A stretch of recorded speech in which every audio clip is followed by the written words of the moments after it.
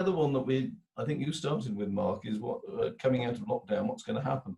I'm beginning to get the feel that it's going to be a long time before people are back in the offices. I think I've been told that some of the bigger firms of accountants in London have actually said to their staff, we don't expect you to come back into the office until the new year.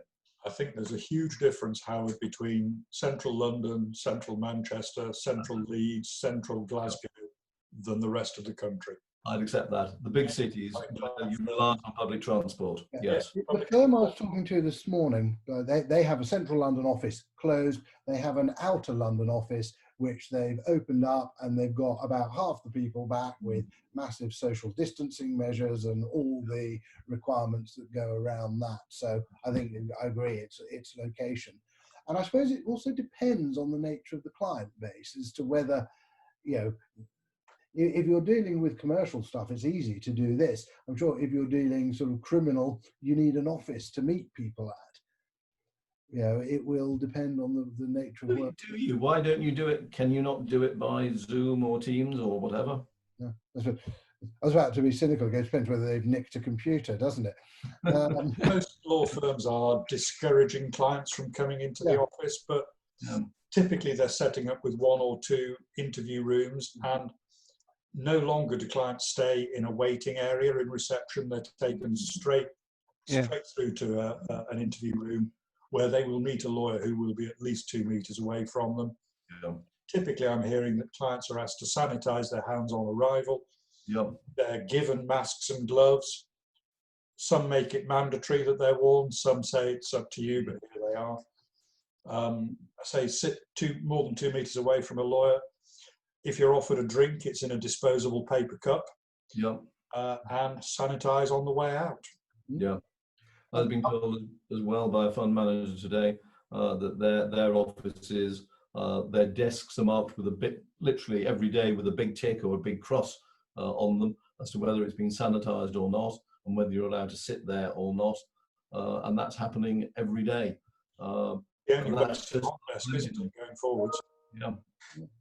Are you finding people are able to get hold of all the stuff they need? Because there were shortages earlier in terms of hand sanitizer and masks and gloves. So not an issue on that. Not that I've heard of. So we're seeing that people are sort of doing gentle opening up other than in major city centres, but with a lot of controlled procedures. I think so. And I haven't spoken to a firm yet that's expecting more than half in at any one time. It's quite hard to do. What's been interesting, of course, is all sorts of conversations we have had and no doubt will have about the impact of all this on the office property market.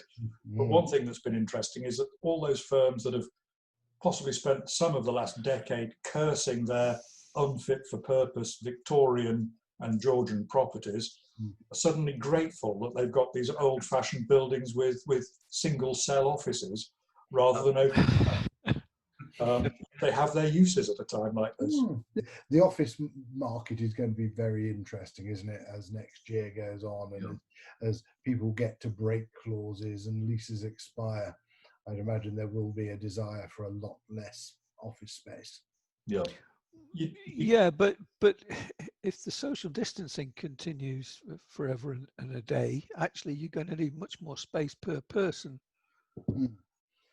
But will you just say, well, we're going to have fewer people and people can work at home more, I think is what's going to happen. Some of the other organisations I've been talking to outside of law are very much looking at that going, actually, we realise we don't need this amount of office space. Yeah. I think and by the time there's a vaccine in perhaps a year, 18 months' time, that's probably when you'll see the office spaces become completely vacant. I think it was quite big news, wasn't it, from Slater and Gordon about 10 days ago? Closing the London office. Closing London, or closing their existing office and moving to something that just has a few meeting rooms.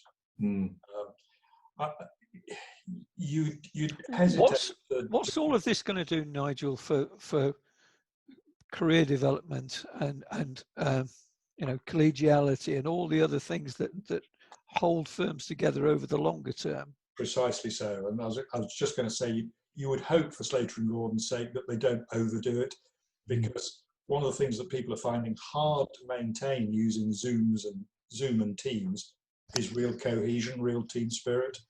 Yeah, and how do you set the value and culture and all those really important things in an organisation when it's completely virtual?